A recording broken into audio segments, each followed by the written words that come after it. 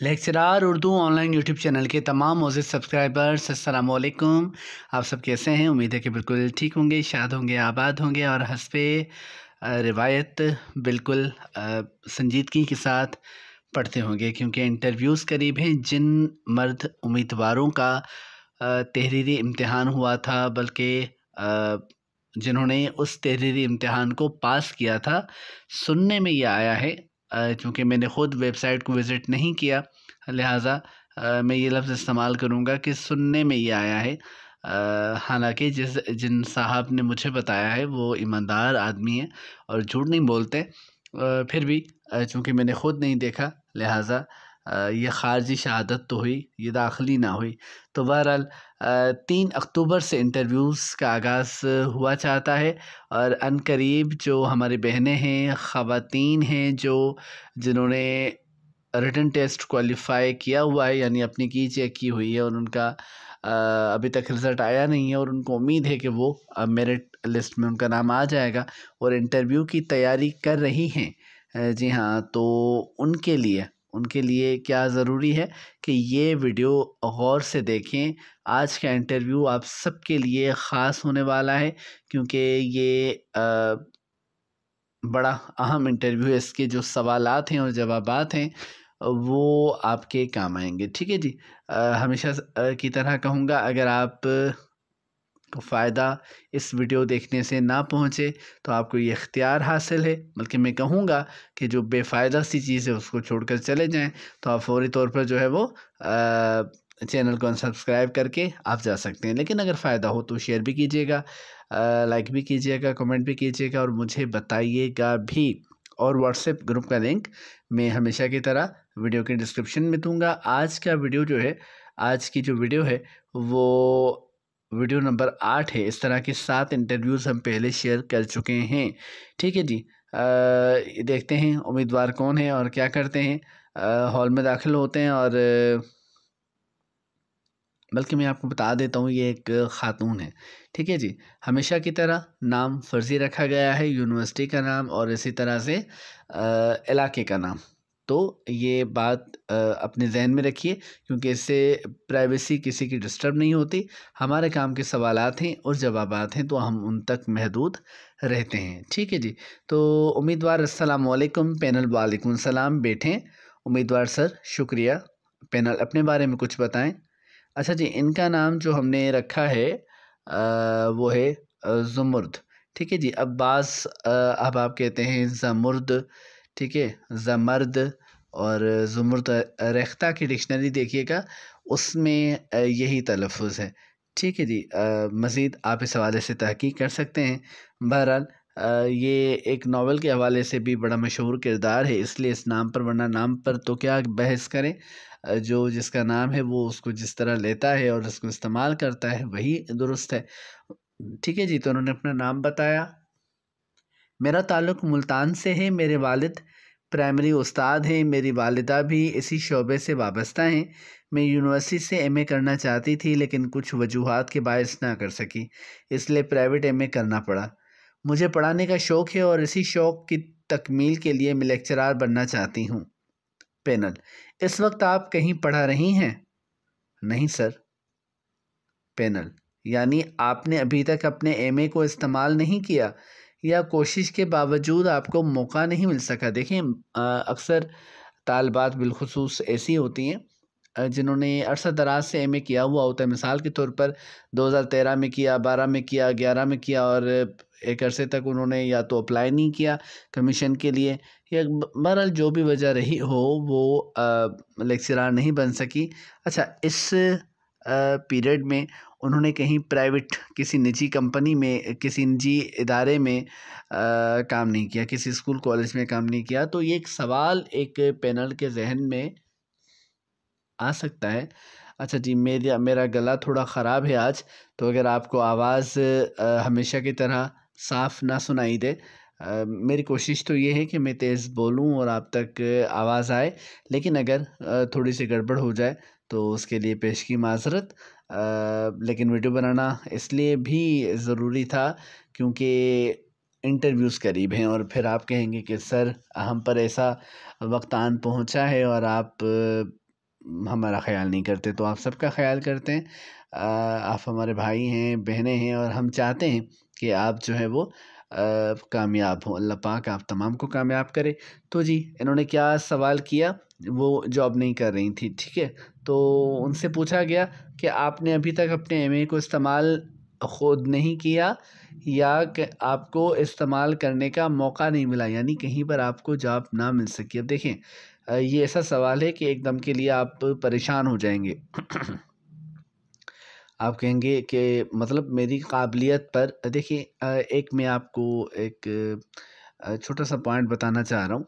बाज़ औक़ात जो पैनल के मेंबरान होते हैं वो आपको कंफ्यूज करना चाहते हैं। उनका मकसद ये नहीं होता कि आप कंफ्यूज हो जाएं, उनका मकसद ये होता है कि वो आपको चेक कर रहे होते हैं, आपकी नफ्सियात को देख रहे होते हैं, कि आपको जब कंफ्यूज किया जाए तो क्या आप वाकई कंफ्यूज होते हैं। हमारे एक दोस्त हैं, उनको जब उन्होंने डेमो दिया, वो इस वक्त माशाल्लाह से लेक्चरार हैं। उन्होंने जब डेमो दिया, और हैं भी पंजाब के, तो उन्होंने जब डेमो दिया तो जो पैनल के मेंबरान थे उन्होंने उनसे कहा कि आप किस तरह रिटन टेस्ट क्वालिफाई करके इंटरव्यू तक पहुँचे हैं, आपको तो पढ़ाना तक नहीं आता, आप तो हमारी तरफ देख ही नहीं रहे।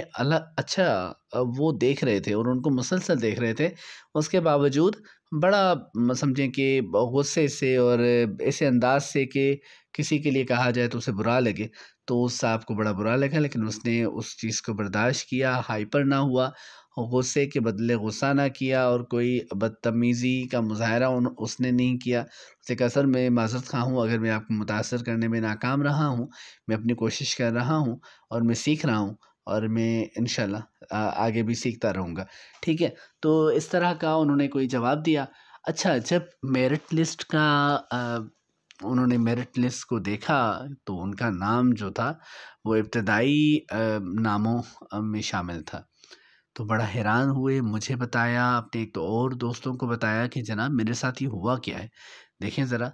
तो मैं जो उस बात से समझा, तो ये समझा कि वो उन्हें कंफ्यूज कर रहे थे, यानी वो साहब जो हैं उनको कौन कंफ्यूज कर रहा था, पैनल कंफ्यूज कर रहा था, कि वो चाहते थे कि देखें, जब आप क्लास में होते हैं ना, जब आप पढ़ाते हैं, तो आज के बच्चे माशाल्लाह जो है वो इंटरनेट की दुनिया है, और वो बहुत हर किस्म का बच्चा आपको क्लास में मिलेगा, स्टूडेंट मिलेगा।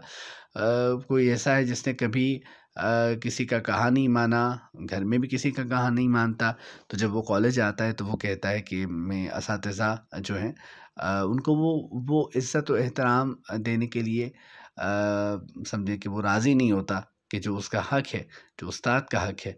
तो ऐसे में, या बाज़ औक़ात आप किसी को डाँट देते हैं, आप किसी को सही बात पर डाँट देते हैं, अगर वो आपको डिस्टर्ब कर रहा है क्लास में, या कोई भी मसला हो जाए, अगर बच्चे की तरफ से बदतमीज़ी का मुज़ाहरा किया जाए, या ऐसा कुछ, जो भी प्राइवेट इदारों में पढ़ाते हैं उनको तजुर्बा होगा, और अगर आपको हो और बताना चाहें तो आप शेयर कीजिएगा, इनबॉक्स में करें, आप कमेंट्स में करें तो ज़्यादा बेहतर है। बहरहाल, तो ऐसे में जो उस्ताद है, अगर वो भी जारहाना अंदाज़ अपनाएगा, यानी जब बच्चा बदतमीज़ी कर रहा है तो उस्ताद भी उससे उसी ज़बान में गुफ्तगू करेगा, बात करेगा, तो फिर ज़ाहिर है कि फिर माहौल कंट्रोल नहीं हो सकेगा, और कई और तरह के मसाइल होंगे। तो उस्ताद जो है वो चूँकि उस्ताद है, लिहाज़ा उसको हर किस्म की, उस्ताद को एक बड़ा नफ्सियात दान भी होना चाहिए। तो उसको वो पैनल कंफ्यूज कर रहा था, हाइपर कर रहा था कि आपको पढ़ाना नहीं आता। किनको, जिन दोस्त की मैं आपसे बात कर रहा हूँ, जिस दोस्त की, उसको कंफ्यूज कर रहे थे। अच्छा, जब वो पास हो गए तो मैं तो यही समझा कि वो उनको इसलिए कंफ्यूज कर रहे थे ताकि देखें कि ये हाइपर होते हैं या नहीं होते। अगर कोई ऐसा बच्चा आपको क्लास में मिल जाए तो आपका रिएक्शन क्या होगा, अगर जो आपकी रिस्पेक्ट ना करें। देखें, रिस्पेक्ट नहीं है ना, आप अच्छा पढ़ा रहे हैं, कोई आपसे कह रहा है कि आपको पढ़ाना नहीं आता। तो ये सारे तरीके होते हैं ये जांचने के लिए, ये देखने के लिए कि आपके अंदर की कौन-कौन सी सलाहियतें मौजूद हैं। ठीक है जी, तो चलते हैं सवाल की तरफ। तो इन्होंने अब ये इनको कंफ्यूज कर रहे हैं, मैं ये समझ रहा हूँ कि आपने एमए को इस्तेमाल नहीं किया। आप कह भी रही हैं कि मुझे बड़ा शौक़ है, मैं रेगुलर एमए करना भी चाहती थी, कर भी नहीं सकी, और लेक्चरार भी बनना चाहती हूँ, लेकिन अभी तक कहीं पर आपने पढ़ाया नहीं है। क्यों? आपने जानबूझकर नहीं पढ़ाया, या आपको मौका नहीं मिला? यानी सलाहियत पर एक तरह से सवाल या निशान है कि आपको कहीं पर नौकरी मिली ही नहीं, मुलाजमत मिली ही नहीं। तो उन्होंने क्या जवाब दिया उम्मीदवार ने, सर मैंने एमए के बाद कहीं किसी इदारे में मुलाजमत के लिए दरख्वास्त नहीं भेजी, मेरे वालिदैन की तरफ से इसकी इजाज़त नहीं है। ये जवाब सुना तो पैनल ने क्या कहा, आपके वालिदैन नहीं चाहते कि आप पढ़ाएं? अगर ऐसा है तो उन्होंने आपको इस पोस्ट के लिए यानी लेक्चरशिप के लिए दरख्वास्त देने की इजाज़त कैसे दी है? सर मेरे वालिद चाहते हैं कि मैं निजी इदारों में काम ना करूं। मेरा मकसद कोई भी मुलाजमत हासिल करना नहीं होना चाहिए। वो मुझे लेक्चरार देखना चाहते हैं और मेरी हमेशा से ये कोशिश रही है कि अपने वालिद की इस ख्वाहिश को पूरा करूं। अच्छा, तो आप 17 ग्रेड से कम पर गुजारा नहीं कर सकती, राइट? ये पैनल की तरफ से सवाल आया जब उन्होंने कहा कि चूँकि मुझे लेक्चरार बनना है, मेरे वालिदैन की भी ये ख्वाहिश है, लिहाजा मैं उससे कम किसी और मुलाजमत को मैंने इख्तियार नहीं किया। तो एक और यानी मज़ीद कंफ्यूज करने का एक और समझे कि तरीका या अंदाज़ हो सकता है कि अच्छा आप मतलब ये तासुर जा रहा है कि आप 17 ग्रेड से कम पर काम नहीं करेंगी। तो क्या जवाब दिया इन्होंने, नहीं सर ऐसा नहीं है, ग्रेड की वजह से नहीं सर, बस लेक्चरार बनना मेरा और मेरे लिए मेरे वालिद का ख्वाब है। मेरे वालिद प्राइमरी उस्ताद हैं, अगर कम ग्रेड वाली मुलाजमत का वो अच्छा ना समझते तो ख़ुद अरसा दराज से ना कर रहे होते। बस वो चाहते हैं कि मुझे वहाँ देखें जहाँ वो ना पहुँच सके। देखिए अब जवाब में ऐसी बात होनी चाहिए कि आगे वाला जो जवाब ले रहा है, जो सुन रहा है, वो मुतमईन हो जाए और वो मुतासर हो जाए। तो पैनल की तरफ से क्या जवाब आया, बिल्कुल वालिदैन चाहते हैं कि उनके बच्चे उनसे भी आगे जाएं। आप नज़्म या नस्र में से ज़्यादा क्या पढ़ती हैं? अब असल सब्जेक्ट की तरफ आ रहे हैं। सर मैं शायरी ज़्यादा पढ़ती हूँ। कौन से शायर आपके पसंदीदा हैं? सर गालिब, मोमिन, फ़राक, नासिर, फ़राज और नौशी गिलानी को ज़्यादा पढ़ा है। पैनल, अच्छा आपको गालिब पसंद हैं, तो आपने दीवान गालिब को ज़रूर पढ़ा होगा। दीवान गालिब की पहली गज़ल का पहला शेर सुनाएं। जी सर, नक्श फरियादी है किसकी, शौक़िए तहरीर का, कागज़ी है पेरहन हर पे करे तस्वीर का। पैनल ने गालिब के ही हवाले से दूसरा सवाल किया, गालिब के एक ही शेर के मिसरे में नवाए सरोश की तरकीब इस्तेमाल हुई है। अगर वो शेर भी याद है तो सुना दें। यानी वो ये पूछ रहे हैं कि गालिब का एक और शेर है जिसमें नवाए सरोश की तरकीब आई है, अगर वो शेर आपको याद है तो सुना दें। तो उम्मीदवार ने क्या जवाब दिया, जी सर गालिब का बड़ा खूबसूरत और मारूफ शेर है। वो शेर कुछ यूँ है, आते हैं गैब से ये मज़ामीन ख़याल में, गालिब सरीर खामा नवाए सरोश है। देखिए नवाए सरोश की तरकीब आई, तो यही शेर वो पूछना चाहते थे। पैनल का सवाल अगला इसी शेर में से कि सरीर खामा और नवाए सरोश से क्या मुराद है? उम्मीदवार ने जवाब दिया, सर सरीर खामा का मतलब कलम चलने की आवाज़ है, जबकि नवाए सरोश से मुराद गैब की आवाज़ या फरिश्तों की आवाज़ है। अक्सर इन दो तराकीब का मतलब पूछा जाता है और ये तो एक इंटरव्यू है, लेकिन इसके अलावा भी कई इंटरव्यूज़ मुझे इल्म हुआ है, लोगों ने बताया है, तलबा बताते हैं। सरीर खामा या नवाए सरोश का मतलब पूछा जाता है जब भी गालिब के दीवान की पहली गज़ल का ज़िक्र आता है या बाद की शायरी का, तो जब यूँ समझिए कि गालिब का ज़िक्र आएगा तो फिर इस मशहूर शेर का अंदाज़ा यही है कि ज़िक्र आता है। आपने मोमिन का नाम भी लिया, मोमिन के कलाम की सबसे बड़ी 2 खुसूसियात बताएं। सर मामला बंदी और सलासत कलाम मोमिन की 2 बड़ी खुसूसियात हैं। उनके करीब तमाम अशार सहल मुमतना की आला मिसाल हैं। सहल मुमतना क्या है, ये हम पहले बात कर चुके हैं इस पर कि एक शेरी समझिए कि सनद है, ऐसे शेर को कहते हैं जिस शेर को पढ़कर लगे कि ये शेर तो बड़ा आसान है और मैं अगर कहना चाहूँ तो कह सकता हूँ, लेकिन बावजूद कोशिश के कहा ना जा सके। यानी इंतहाई आसान ज़बान में ऐसा शेर कहना जो बज़ाहिर तो आसान लगे लेकिन आसान ना हो, यानी कहने की कोशिश की जाए तो बड़ा वक्त लग जाए और ना कह पाएँ, तो ऐसा शेर सैल मुमतना के ज़ुमरे में आता है। तकरार लफ्ज़ी आम तौर पर शेर की खामी समझी जाती है। ये सवाल बड़ा अहम है, इसको गौर से सुनिएगा।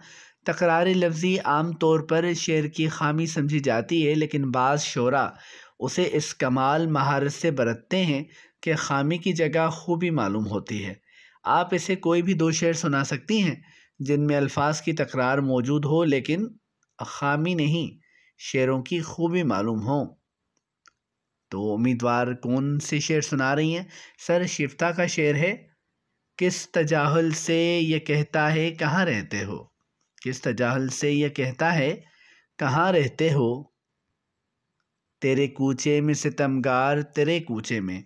देखिए तकरार लफ्ज़ी आमतौर पर खामी है ना, बार बार एक लफ्ज़ का आना, एक लफ्ज़ की तकरार, ये अच्छा नहीं समझा जाता शेर गोई में। लेकिन इसी खामी को खूबी बनाया जा सकता है, वो कमाल महारत से ऐसा मुमकिन है। मिसाल के तौर पर इसका मिसराए ऊला देखिए, मिसराए सानी देखिए, तेरे कूचे में सितमगार तेरे कूचे में। अब कूचे तेरे तेरे, ठीक है, ये इन अल्फाज की तकरार हुई है, लेकिन कहीं से ये बुरे मालूम नहीं होते बल्कि ज़्यादा अच्छे मालूम होते हैं। सर इस शेर के दूसरे मिसरे में तेरे की तकरार है, लेकिन ये शेर की खामी नहीं बल्कि खूबी मालूम होती है। सर इसकी दूसरी मिसाल ऐश बरेलवी के शेर में मिलती है। शेर कुछ यूँ है, अदू से और उनसे रब्त सब कहने की बातें हैं, वो कहते हैं ना ऐसा हो ना ऐसा था ना ऐसा है। सर इस शेर में लफ्ज़ ऐसा 3 बार आया है लेकिन अच्छा मालूम हो रहा है। इसी तरह ना जो है वो भी 3 बार आया है, लेकिन कानों को और आँखों को भला सा महसूस होता है, बुरा नहीं महसूस होता। आपने इब्तिदा में बताया कि आपका नाम ज़ुमर्द है। ये एक मारूफ नावल का मरकज़ी किरदार भी है। नावल का नाम बता सकती हैं? अब शेर की यानी शायरी से हटकर नथर की तरफ। अब ये लाज़िम नहीं कि आप कहें कि जिस तरह इन्होंने कहा कि मुझे शायरी पसंद है तो फिर शायरी ही आपसे पूछी जाए। नो, वो हो सकता है कि उसी मज़मून में से आपसे पूछें, लेकिन ये पैनल की मर्ज़ी होती है कि वो चाहे आप कोई शायरी पसंद है लेकिन वो कहें कि नहीं हम तो नस्र से ही पूछेंगे। तो आपका मुताला दोनों हवालों से होना चाहिए।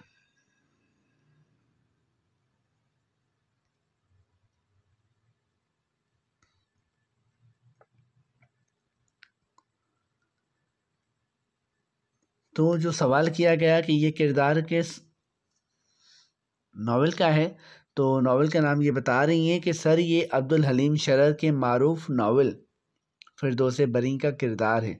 ज़ुमर्द जो है वो फिरदौस बरी का किरदार है। ज़ुमर्द के साथ इस नावल में दूसरे अहम किरदार का नाम बताएं। सर ज़ुमर्द के साथ हुसैन इस नावल का अहम किरदार है। ये किस नौयत का नावल है, यानी नावल की किस सिंफ से, किस किस्म से, अच्छा यहाँ पर सिंफ है, ये टाइपिंग मिस्टेक है, आप इसको दुरुस्त कर लें कि ये किस नौयत का नावल है, यानी नावल की किस किस्म से ताल्लुक़ रखता है।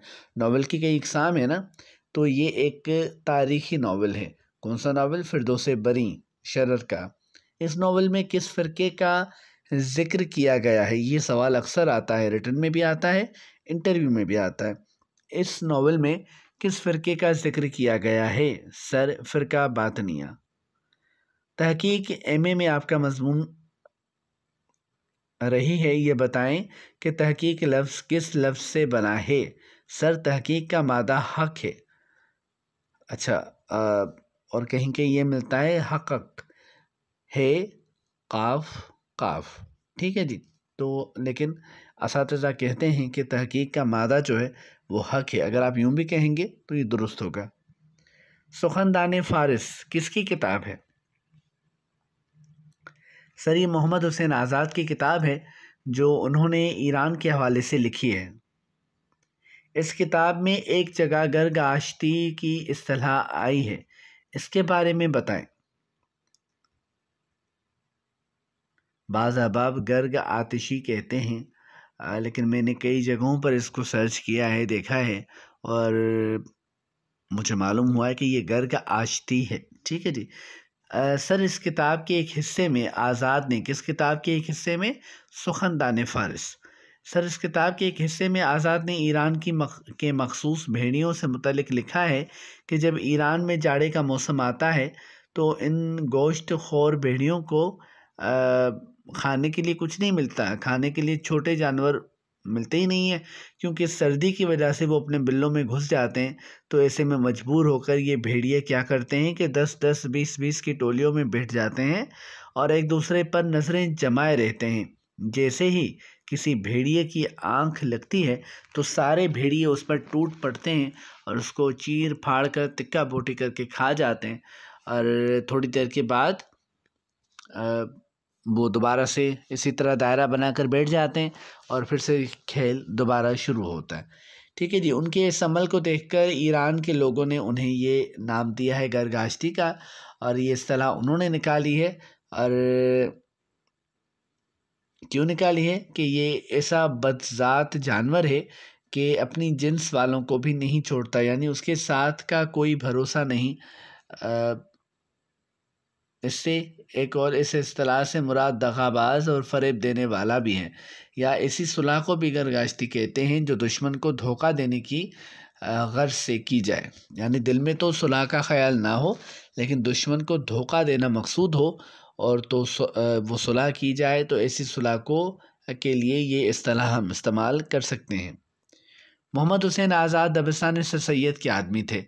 सर सैयद ने कौन सा ऐसा रिसाला जारी किया था जिसका वाहिद मकसद मुसलमानों की इस्लाह था? सर उन्होंने 1870 में तहज़ीबुल अखलाक के नाम से रिसाला जारी किया था, जिसका मकसद इस्लाह माशरा, ख़ास तौर पर इस्लाह मुस्लिम माशरा था। सर सैयद के लिखे हुए ऐसे चंद मज़ामीन के उन्वानात भी बताएं जो तहज़ीबुल अखलाक में छपे थे। यानी कोई भी आप चंद मज़ामीन के नाम बता दें। तासुब, उम्मीद की खुशी, गुज़रा हुआ ज़माना, रस्म व रिवाज की पाबंदी के नुकसानात और खुशामद ऐसे मज़ामीन हैं जो सर सैयद के थे और तहज़ीबुल अखलाक में छपे थे। अगला सवाल पैनल की तरफ से क्या है? अफसाने पढ़ती हैं? जी सर। प्रेमचंद का पहला अफसाना किस रिसाले में छपा था? सर कानपुर के रिसाला ज़माना में प्रेमचंद का पहला अफसाना शाया हुआ था। याए निस्बती की 4 मिसालें पेश करें। याए निस्बती की 4 मिसालें पेश करें। पाकिस्तानी, रहमानी, पंजाबी, नादानी। आपके मशागिल क्या हैं? सर निसाबी कुतुब पढ़ने के अलावा मैं गैर निसाबी किताबें भी पढ़ती हूँ। क्या? निसाबी कुतुब पढ़ने के अलावा मैं गैर निसाबी किताबें भी पढ़ती हूँ। मुझे शायरी की किताबें पढ़ना बहुत अच्छा लगता है। मैं क्रिकेट भी खेलती हूँ, लेकिन सिर्फ घर में और अम्मी अब्बू के साथ। मूड अच्छा हो तो अच्छा म्यूज़िक सुन लेती हूँ, नहीं तो ज़्यादा वक्त में पढ़ने को ही देती हूँ। पैनल ने कहा शुक्रिया, अब आप जा सकती हैं, और उम्मीदवार बहुत शुक्रिया कहते हुए इंटरव्यू हाथ से निकल जाती हैं। ये था आज का इंटरव्यू, और इस इंटरव्यू से हमने कई तरह के सवालात को सुना भी और उनके जवाबात को समझा भी। और इंशाल्लाह जब आप इंटरव्यू में होंगी या होंगे और आपसे इस तरह के कोई सवाल किया जाएगा और इसी एतमाद के साथ आप जवाब देंगे तो मुझे दुआ ज़रूर देंगे। अगर आपको वीडियो अच्छी लगे तो इसको अपने दोस्तों के साथ मुख्तलिफ़ ग्रुप्स में ज़रूर बांटिए, और इस पर कमेंट ज़रूर कीजिए। हमारा व्हाट्सएप ग्रुप है, उस ग्रुप में लिंक जो है उस ग्रुप का मैं डिस्क्रिप्शन में दे रहा हूँ। आपने पूछा कि इसको कैसे ज्वाइन करना है, तो भाई डिस्क्रिप्शन पर जाइए और उसको मोबाइल से आप उस लिंक को क्लिक कीजिए या वहाँ से कॉपी कीजिए, कहीं और पेस्ट कीजिए, वहाँ पर क्लिक कीजिए। तो क्लिक करेंगे तो डायरेक्ट जो है वो आप व्हाट्सएप पर आ जाएंगे और ग्रुप में आप अस खुद शामिल हो जाएंगे। ठीक है जी, एक तो ये तरीका है। दूसरा ये कि एक साहिबा ने सवाल किया था कि सर आपने तो कहा कि जो सर सैयद की जो समाने हैं वो सर सैयद की हयात जावेद अल्ताफ़ हुसैन, जबकि वो तो लिखी है अल्ताफ़ हुसैन हाली ने और यादगार गालिब भी। तो मैंने उनसे कहा कि मोहतरमा आप दोबारा से वीडियो गौर से सुनिए। इसमें मैंने ये कहा है कि बाज़ औक़ात सिर्फ़ ये कहा जाता है कि सर सैयद की सवाने हयात जावेद, तो जल्दी से उम्मीदवार खुश होता है कि मुझसे वो सवाल किया गया है जो मुझे आ रहा है। तो वो कहते हैं जी जी सर वो सर सैयद की सवाने हयात है। या सिर्फ ये कहा जाता है कि हयात जावेद सवाने, तो कहते हैं जी जी सर सैयद की सवाने हैं, जबकि उन्हें क्या कहना होता है कि ये अल्ताफ़ हुसैन हाली की सवाने हैं, और वो भी तब जब उनका सवाल पूरा सुन लिया जाए। तो उजलत जो रवैया है ये यकीनी तौर पर नुकसानदेह है। तो आप भी यूँ कीजिए कि जब कभी आप तमाम के लिए ये पैगाम है कि जब कभी कोई वीडियो अपलोड की जाए तो मुकम्मल उसको ऑनलाइन सुनिए और देखिए, और जहाँ कहीं बात समझ ना आए उसको दोबारा से थोड़ा सा रिपीट करके देखिए। फिर भी अगर आपको लगे कि यहाँ पर कोई गलती है तो फिर मुझे कमेंट्स में ज़रूर बताएं। मैंने आपको वहाँ पर भी जवाब उन साहिबा को दिया था और सबने देख भी लिया, लेकिन अच्छा नहीं लगता, मुझे बुरा लगता है कि अगर आप एक दुरुस्त चीज़ के लिए अगर आप इस तरह का कोई कमेंट करें कि फ़लाँ फ़लाँ चीज़ आपने गलत बताई है, तो फ़लाँ चीज़ मैंने गलत नहीं बताई, उस चीज़ को आपने सुना गलत है। ठीक है, तो आप सब जो हैं वो हमारा असासा हैं, आप हैं तो चैनल है। तो ग्रुप में शामिल होने के लिए आपको लिंक पर क्लिक करना है। अच्छा, हमने एक और ग्रुप बनाया है जो कि आप जब इस व्हाट्सएप ग्रुप में शामिल होंगे उसके बाद अगर आप ये यकीन दहानी करवाएंगे कि हम हर वीडियो ऑनलाइन देखते हैं और उस पर कमेंट करते हैं और लाइक करते हैं और उसका स्क्रीनशॉट मुझे इनबॉक्स करेंगे आप, तो आपको ऐसे ग्रुप में शामिल किया जाएगा जो इंटरव्यू सरगर्मी के हवाले से बनाया गया है। उसमें रोज़ाना 10 सवालात पर मबनी इंटरव्यू सरगर्मी भेजी जाएगी जिस पर आप जवाब देंगे, दीगर मेंबरान तलबा व तालबा जो भी हैं वो जवाब देंगे और इस तरह एक पढ़ने लिखने का माहौल होगा। लेकिन ये सहूलत सिर्फ़ उन मेंबरान तक के लिए है जो रेगुलर हमारी वीडियोस को ऑनलाइन देखते हैं। अगर आपके पास नेट का कोई मसला नहीं है, जीबी का कोई मसला नहीं है, फिर तो 3-3 4-4 बार देखिए। ये आपकी तरफ से चैनल के लिए खुलूस होगा और हमारी फ़ीस जो है आपका खुलूस है।